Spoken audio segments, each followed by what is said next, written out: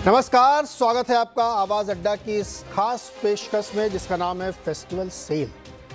अब त्योहारों का सिलसिला शुरू हो चुका है और बहुत जगहों पे आप तरह तरह की सेल देख रहे होंगे। तो मार्केट में भी एक सेल चल रही है और ख़ास तौर पे जो इन्वेस्टर्स हैं उनके लिए बहुत ही बेहतरीन मौके अपॉर्चुनिटीज़ निकल के आ रही हैं। जो लिस्ट आप बना के रखे हुए थे या आपको फीलिंग थी कि अरे हम तो मिस कर गए, वो मौका आ चुका है जब आपको अपने पोर्टफोलियो के लिए बेहतरीन शेयर चुनने का मौका मिलेगा, क्योंकि मार्केट इस वक्त थोड़ा नर्म है। बहुत सारे लोग कहेंगे कि इस कमज़ोर बाज़ार में आप बाइंग की ये पिक्स कैसे दिलवा रहे हैं या क्यों शॉपिंग करनी चाहिए। मेरा उन लोगों से ये कहना है कि इसी मौके पर, ऐसे ही समयों पे आप अच्छे स्टॉक्स ले पाते हैं, हिम्मत दिखाते हैं।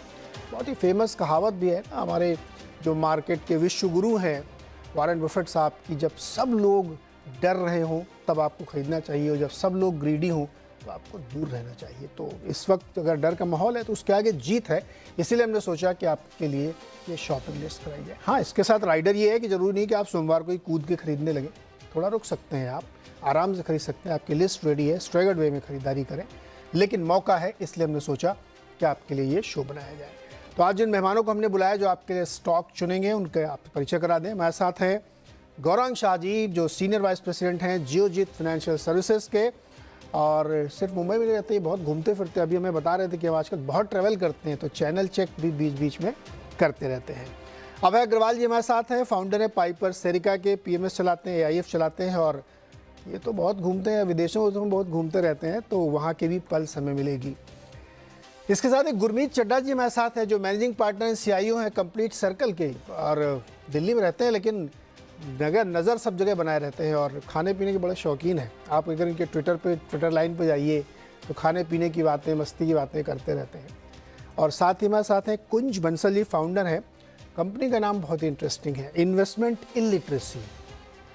कुंज जी, पहले बताइए इन्वेस्टमेंट इलिटरेसी का मतलब क्या है? बहुत दिलचस्प नाम लगा मुझे ये।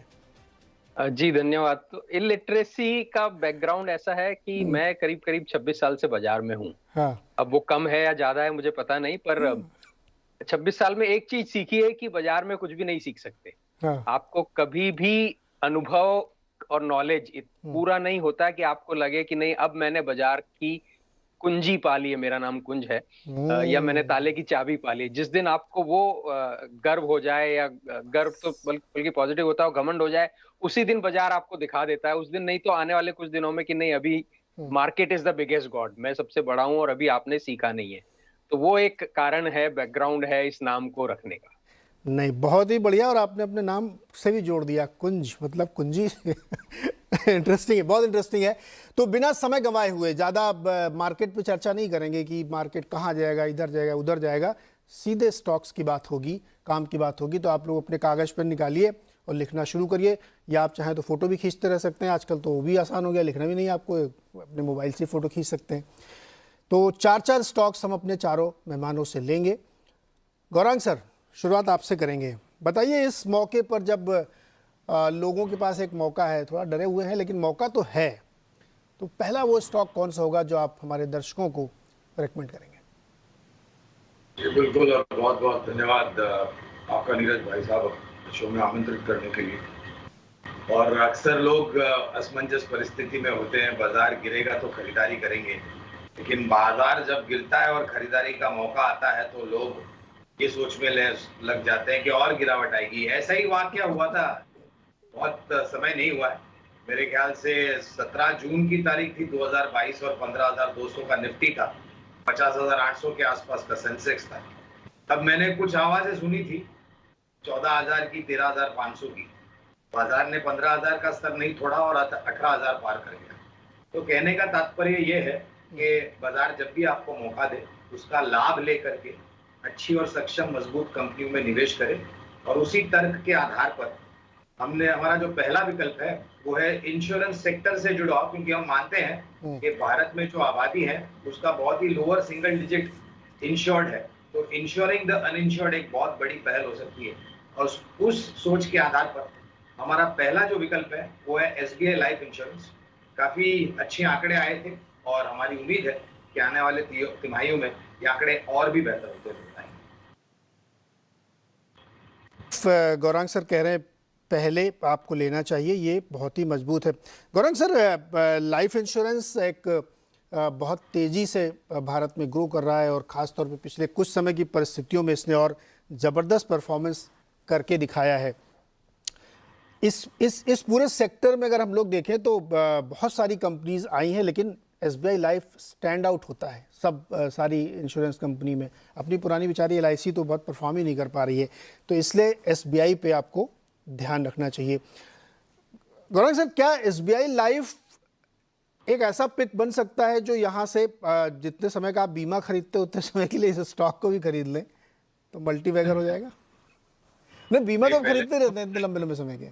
नहीं, नीरज भाई, पहले तो राय दूंगा कि अगर आपने एक टर्म इंश्योरेंस नहीं लिया है तो टर्म इंश्योरेंस ले लीजिए। और क्योंकि मैं काफी मुसाफरी करता हूँ नीरज भाई, जो मैंने जमीनी स्तर पर देखा है तो लोगों की जो सोच में परिवर्तन हुआ है महामारी के बाद। पहले लोग इंश्योरेंस लेते थे टैक्स में कुछ बचत हो जाए।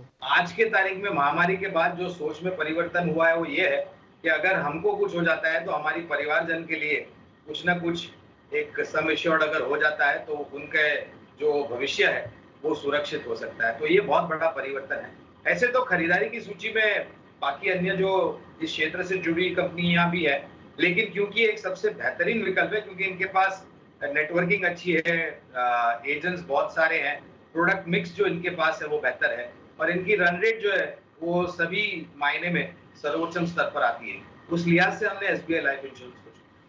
बिल्कुल सही। रिन्यूअल प्रीमियम में 14-15% की ग्रोथ है साल दर साल। न्यू बिजनेस में प्रीमियम में 67% तक की ग्रोथ दिख रही है, तो बहुत ही रोबस्ट कंपनी है, इस पे आप ध्यान दे सकते हैं। अबे सर, पहला स्टॉक आपका कौन सा होगा? जी नीरज जी नमस्कार।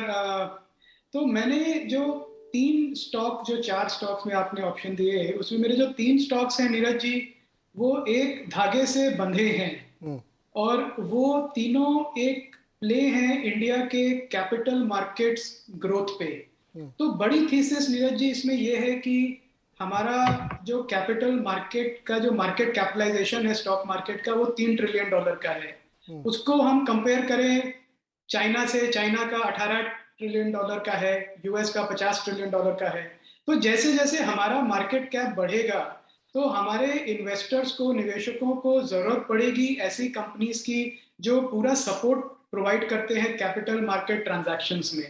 और इसमें एक बड़ा इंपॉर्टेंट नाम है कंपनी जो लिस्टेड है CDSL का, और सेंट्रल डिपॉजिटरी, और काफ़ी हम आपके दर्शक जो स्टॉक मार्केट में निवेश करते हैं वो कस्टमर भी होंगे, उनके डीमैट अकाउंट्स होंगे CDSL के साथ। तो CDSL एक यूनिक कंपनी है क्योंकि इस स्पेस में सिर्फ 2 ही कंपनीज हैं, NSDL और CDSL, जो डिपॉजिटरी का काम करती हैं। और CDSL का ग्रोथ NSDL से बहुत फास्ट हुआ है। अभी आप देखें 10 करोड़ डीमैट अकाउंट हो गए हैं देश में, जो कि 4 करोड़ से कम थे कोविड के पहले। तो जैसे जैसे निवेशक बढ़ते जा रहे हैं, जैसे जैसे नया पैसा बाजार में आ रहा है, नए डीमैट अकाउंट्स खुल रहे हैं, उसका NSDL से ज्यादा फायदा CDSL को हो रहा है, क्योंकि CDSL का ऑलमोस्ट 80% मार्केट शेयर है इस समय न्यू अकाउंट ओपनिंग में। तो इस हिसाब से मुझे लगता है कि CDSL एक ऐसी कंपनी है जिसे बिना कुछ ज्यादा कैपेक्स किए, क्योंकि पूरा टेक्नोलॉजी ड्रिवन कंपनीज है, ये सारा डिजिटल प्लेटफॉर्म है, तो ऐसा नहीं है कि अगर आपके कस्टमर बढ़ के 5 करोड़ और ऐड हो गए तो आपको बहुत बड़ा कैपेक्स करना पड़ेगा। तो ब्यूटी मॉडल की ये है कि कैश फ्लो जनरेशन जबरदस्त है इस बिजनेस का, एक ग्रोइंग मार्केट में आप ऑलरेडी हैं, और एक तरह से निवेशक जो अपना पैसा खर्च कर रहे हैं स्टॉक मार्केट में वो वापस पा सकते हैं ऐसा स्टॉक ओन करके। तो मेरा पहला रिकमेंडेशन CDSL होगा। CDSL बिल्कुल, यहाँ की जो इक्विटी कल्चर की स्टोरी है वो रोबस्ट है, और पिछले 1-2 सालों में तो बिल्कुल लीप्स एंड बाउंड्स, हर महीने इतने सारे अकाउंट्स नए खुल रहे हैं और उन सब की सर्विसिंग करते हैं ये लोग। और IPO की झड़ी लगी थी, हर IPO के समय भी इनको बहुत कमाई होती थी, नए नए पोर्टफोलियोज बन रहे हैं, उसकी फीस वो लेते हैं, ये सब बहुत तगड़ी कमाई CDSL को होती है। अच्छा, एक यहाँ पे एक मिथ बस्टर करते चलिए आप लोग। 2020 और 2022 के बीच में बहुत बड़ी रैली स्टॉक्स में देखने को मिली। तो जब लोग कंपैरिजन करने बढ़ते हैं तो कहते हैं अच्छा वो वाला मल्टीपल और आज वाले मल्टीपल में बहुत डिफरेंस है, करेक्शन के बाद भी अभी भी उससे बहुत ऊपर है। तो लोग थोड़ा सा इसमें कंफ्यूज हो जाते हैं। क्या ये कंपैरिजन ठीक है क्या? कि आप 2019-20 के मल्टीपल को आज कंपेयर करने बैठते हैं। अभय सर, क्या कहना है आपका इस पे? नहीं, देखिए ये कंपैरिजन ठीक नहीं है, क्योंकि जो कंपैरिजन लोग करते हैं वो 50 स्टॉक का एक मॉडल पोर्टफोलियो है जिसको हम निफ्टी कहते हैं, और निफ्टी एक तरह से एक मॉडल पोर्टफोलियो है। उसका वैल्यूएशन मल्टीपल हाई हो गया है, और अभी अडानी का जो शेयर ऐड होगा उसके बाद 3.5 टाइम्स और बढ़ जाएगा। तो उसको देख के ये कहना कि पूरा बाजार महंगा है एक अच्छे निवेशक के लिए, वो मुझे नहीं लगता वो ठीक बात है। बल्कि स्मॉल कैप मिड कैप में मैं कहूंगा अभी भी बहुत अच्छी अपॉर्चुनिटीज हैं ग्रोथ इन्वेस्टर्स के लिए, जो काफी अट्रैक्टिवली प्राइस्ड हैं। और जो mid cap small cap index हैं वो तो फिर भी अपने ऑल टाइम हाई से काफी लो हैं। तो ऐसा नहीं है कि सिर्फ आपको एक निफ्टी को देखकर ही, निफ्टी का मल्टीपल तभी देखना चाहिए अगर आप निफ्टी का ईटीएफ ही ले रहे हैं। पर अगर वो नहीं ले रहे हैं तो फिर मार्केट में तो बहुत अपॉर्चुनिटीज है, फिर क्यों निफ्टी का मल्टीपल देख के परेशान होना। करेक्ट। और बहुत पीछे देख के फिर आप कंफ्यूज होते हैं। ऐसे तो देखेंगे तो 10 साल पहले